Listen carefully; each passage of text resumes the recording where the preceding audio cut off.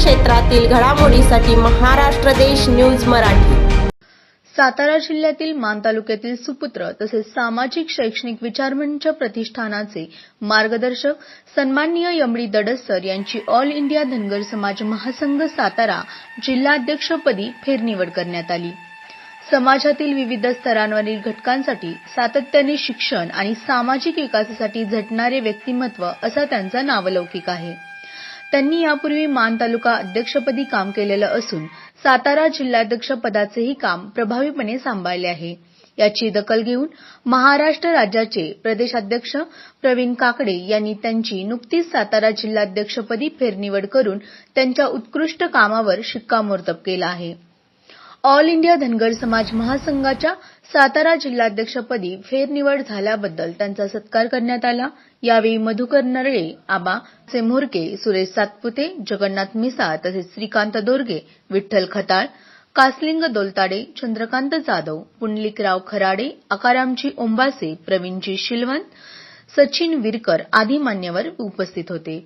अनेकांनी यावेळी आपले मनोगत व्यक्त करून त्यांच्या पुढील कामकाजासाठी शुभेच्छा दिल्या। तसेच या सत्कारास उत्तर देताना यमडी दडस सर म्हणाले की ऑल इंडिया धनगर समाज महासंघ ही केवळ एका जातीपुरती काम करणारी संघटना नसून सर्व जाती धर्मांसाठी काम करणारी संघटना आहे। आपण सर्वांनी केलेला सत्कार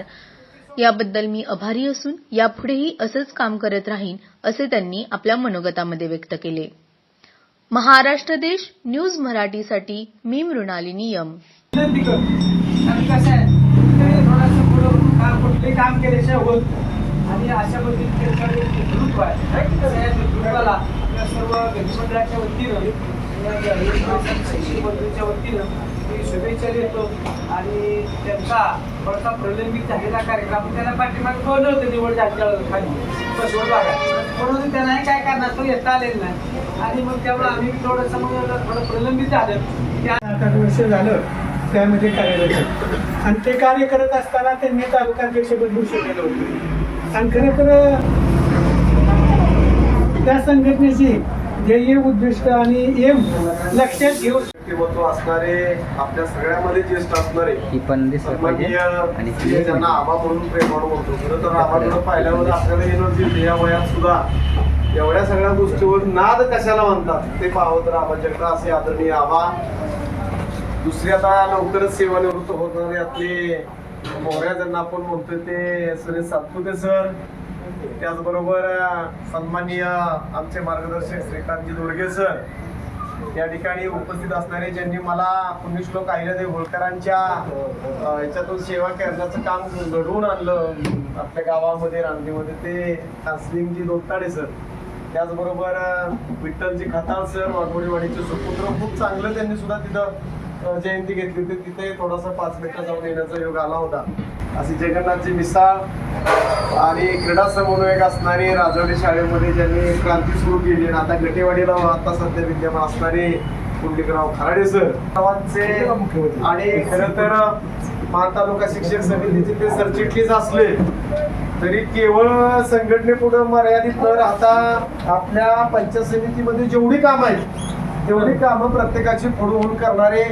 वेळ देणारे असे आपले सीएम सर, त्याचबरोबर अष्टपैलू व्यक्तिमत्व असणारे आणि सदाबहार व्यक्तिमत्व ज्यांना म्हणतो ते आपले आकारामजी ओंबासे सर ज्यांची नुकतीच विभागामध्ये आपली निवड झाली असे दबंग व्यक्तिमत्व म्हणजे सन्माननीय प्रवीणजी शिलवंत सर यांचं मला वाटते मसवड भागात उगवतं नेतृत्व म्हटलं तरी हरकत नाही। ऑलराऊंडर आहेत, हसतमुख आहेत, अहिल्यादेवी होळकरांचं आपण कार्य ऐकतो खूप मोठं कार्य आहे म्हणजे त्यांनी जात पात धर्म कधी बघितलीच नाही अशा पुण्यश्लोक अहिल्यादेवी होळकरांची 300वी जयंती साजरी होताना ह्या महासंघाच्या माध्यमातून प्रदेशाध्यक्ष प्रवीणजी काकडे साहेब आणि या वर्षी त्यांनी अहिल्यारत्न पुरस्कार ज्यांना दिले त्याच्यामध्ये शिक्षण क्षेत्र होतं, कला क्षेत्र होतं, क्रीडा क्षेत्र होतं, जाती धर्माच्या पलीकडे जाऊन काम करणाऱ्या स्त्रीरत्नांचा काम या संघटनेच्या माध्यमातून केलं जातं। बऱ्याच वेळा आता जिल्हाध्यक्ष म्हणजे धनगर म्हणजे धनगरचं असं नाही, तुम्ही बघत असाल बऱ्याच वेळा तळागाळातल्या प्रत्येक घटकापर्यंत जाऊन त्याला प्रोत्साहित करण्याचं काम बऱ्याच वेळेस फुल एक छोटासा सत्कार मुलाला काय करू शकतो ते समाधान मला मिळते। तुम्ही सत्काराचं एक औचित्य साधलं खरं तर अनेक ह्याच्यातनं काम करत असताना ऑल इंडिया धनगर समाज महासंघाच्या जिल्ह्याच्या अध्यक्षपदी काम करताना निश्चितपणानं तुमचं मला सहकार्य लागणार आहे. कारण दराखरातला एखादा वंचित मुलगा असेल, आता आपण दुपारी तुमच्या आस्पत्रीवर नाही त्याला फोन आलता की गरीब कोणाचे लॅपटॉप आपण देतोय बा, असं आपल्याला सेवा देतात, तर आपण निश्चितपणे देऊ. आजचा हा केलेला सन्मान सत्कार याबद्दल मी तुमचं